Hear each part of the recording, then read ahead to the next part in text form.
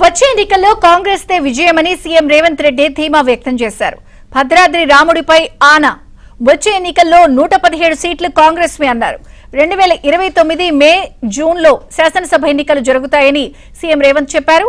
కల్వకుంట్ల కుటుంబాన్ని పాతాళానికి తొక్కే వరకు విశ్రమించబోనన్నారు. ప్రజల గుండె చప్పుడు ఇన్న ఈ ప్రజా ప్రభుత్వం చెప్పింది చెప్పినట్టుగా ప్రజా తీర్పుని ఇప్పించడం ద్వారా పాపాల బైరోడుని ఫామ్ హౌస్ లో బంధించినాం. ఇక ఈ పశుపతికి విముక్తి లేదు. పాపాల బైరోడు ఫామ్ హౌస్ లోనే బందీ అవుతాడని చెప్పిన మా నాడు. ఇవాళ మీడియా మిత్రులారా రాసుకోండి. ఖమ్మం జిల్లా చింతకాని మండలం వేదికగా లక్షలాది మంది ఖమ్మం బిడ్డల సాక్షిగా భవిష్యత్తు చరిత్రను, జరగబోయే కురుక్షేత్రాన్ని ఈ వేదిక నుంచే నేను చెప్పదలుచుకున్నా.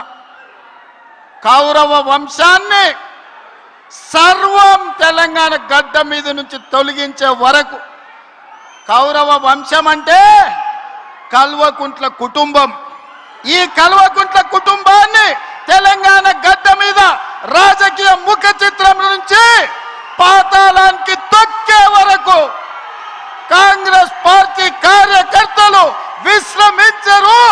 2029 మే జూన్ మాసంలో మన శాసనసభ ఎన్నికలు జరుగుతాయి. 119 ఉన్న శాసనసభ నియోజకవర్గాలు 182కు పెరుగుతాయి. ఈరోజు చెప్తున్నా, 182 శాసనసభ నియోజకవర్గాలలో 117 సీట్ల పైన గెలిచి 117 మీడియా మిత్రులారా రాసుకోండి. 117 అంటే 117 శాసన సభ్యులను గెలిపించుకొని రెండవసారి తెలంగాణ రాష్ట్రంలో ప్రజాపాలనను కాంగ్రెస్ ప్రభుత్వాన్ని గెలిపిస్తాం. రాముడు మీద, భద్రాచలం రాముడు మీద ఆనా. ఇది ఖమ్మం కాంగ్రెస్ కార్యకర్తల మాట. కాసుకో చంద్రశేఖర్ రావు, నువ్వు, నీ కొడుకు, నీ అల్లుడు, నీ బిడ్డ, నీ చుట్టాలు, నీ భజన పరులు, నీ ఒప్పందాల వాళ్ళు, నీ దొంగ సర్వేలు చేసే దొంగ ఏజెన్సీలతో సహా గుర్తు పెట్టుకోండి. ఈ తారీఖు మన కన్నెపల్లి కోయిండు, మేడిగడ్డల నీళ్లు నింపండి, కన్నెపల్లి ఎత్తండి. అరే బుర్రత కూడా, ఒకవేళ మేడిగడ్డల గేట్లు దించి నీళ్లు నిలబెడితే మేడిగడ్డ ఇప్పటికే కుంగిపోయింది. రేపు తెగిపోతే భద్రాచలం రాముడే ఉండర్రా. 44 ఊర్లు ఖమ్మం జిల్లాలో కొట్టుకోపోతే దుర్మార్గుడా. నీ లుచ్చ రాజకీయాల కోసం మేడిగడ్డ నింపాలి, భద్రాచలం కొట్టుకుపోయేటట్టు చెయ్యాలా అని అడిగితే నోట్లో మాట లేదు. దేవుడిగా బయలుదేరిండు. మొదట బామ్మర్ది దగ్గరకు వచ్చిండు. ఈ లోపల బామ్మర్దికి తెలిసింది కింద బావ కూడా కూర్చున్నాడు, తపస్సు చేస్తుంది, దేవుడు ఆడుకోతాడని. వీడికి అసలే మిడిమిడి జ్ఞానం, తెలివి తక్కువడు. కిందల పడేది తెలియదు, కీసల పడేది తెలియదు. అందుకే దేవుడు రాగానే ఆలోచన చేసిండు, ఏమడిగినా మా బావగాడు తెలివి కల్లోడు ఎక్కువ అడుగుతాడేమని. స్వామి వస్తే వచ్చినావు కానీ ఓ పని చేయి, నాకు వరం ఇవ్వాలంటే నాదో కన్ను ఓడు అని అన్నాడట. అదేంటంటే నేను మళ్ళీ చెప్తా కానీ స్వామి నువ్వు అయితే మొదలు కన్ను ఓడు అని. సరే వీడు ఇంత కఠోరమైన దీక్ష చేసి నువ్వు కన్ను ఓడడం అంటే నాదేం పోయిందని వాని కంట్లో ఏలు పెట్టి పొడిచిండు, వాని కన్ను పోయింది. కిందికి బావ దగ్గరికి వచ్చిండు, మరి నీ సంగతి చెప్పని. వాడు అనుకున్నాడు మా బామ్మార్ది గాడు ఏమేమి అడిగిండో నాకు తెలియదు, ఓ పని చేయి స్వామి, మా బామ్మార్ది అడిగిన దానికి నాకు డబల్ అని అడిగిండంట. ఆలోచన చేసుకో అని చెప్పిండు. ఇక లేదు స్వామి, ఆలోచన లేదు, గీలోచన లేదు, మా బామ్మార్దికి ఇచ్చిన వరానికి నాకు డబల్ వరం ఇయ్యమని. సరే మంచిదని వాడిని 2 కన్నులలో ఒడిచిండు. బామ్మార్ది గానికి 1 కన్ను లేదు, బావకు 2 కన్నులు లేవు. ఇక ఊరు మీద ఓట్లు అడుక్కోవాలంటే ఏం చేయాలి?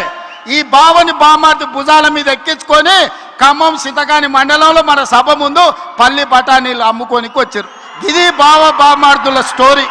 తాటి చెత్త అంతా పెరిగింది కానీ తలకాయలో చింతకాయ అంతా కూడా తెలియలేదు. బామ్మార్ది ఎవడో మీకు తెలుసు కదా, సోంబేరిగాడు.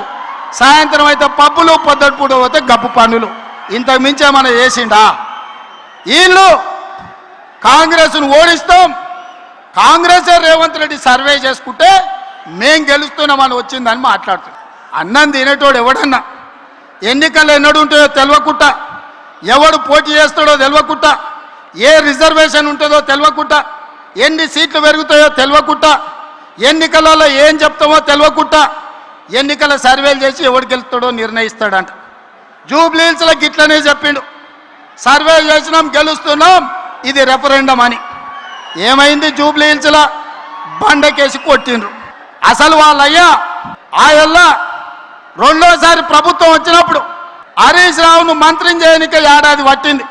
ఆయల్లా పార్టీలకు వెళ్ళే మెడల్ పట్టి దొబ్బాలని చూసి ఇవాళ కన్నెపల్లి పోతుంటే కేటీఆర్ హరీష్ రావుని ఎంబడి తీసుకపోలే. ఆల్రెడీ హరీష్ రావు బీజేపీలతోని సందపూసుకేస్తూనే ఉన్నాడు, చీకట్ల మాట్లాడుతూనే ఉన్నాడు. కాదని భద్రాచలం రావుడి మీద ఒట్టేయమను హరీష్ రావును. నేను బీజేపీలతో మాట్లాడతలేను, బీజేపీలకు ఓనని భద్రాచలం రాముడి మీద వాళ్ళ మేనమామ కేసీఆర్ మీద ఒట్టేసి హరీష్ని చెప్పమను. నువ్వేడుంటావో తెలియదు, నీ బావేడుంటాడో తెలియదు. కేసులకు భయపడి నీ పార్టీని బీజేపీలో విలీనం చేస్తామని నీ చెల్లెలే ఒక పక్క నుంచి చెప్తుంది. మీ దొంగ సొమ్ము 1400 కోట్లు ఆంధ్ర కాంట్రాక్టర్ల నుంచి కొల్లగొట్టిరా నీ సొంత చెల్లెలే చెప్తుంది. సిగ్గులేనోడా, ఇన్ని నిజాలు ఇట్లుంటే తెలంగాణ ప్రజలు నీకు ఓటేస్తారు.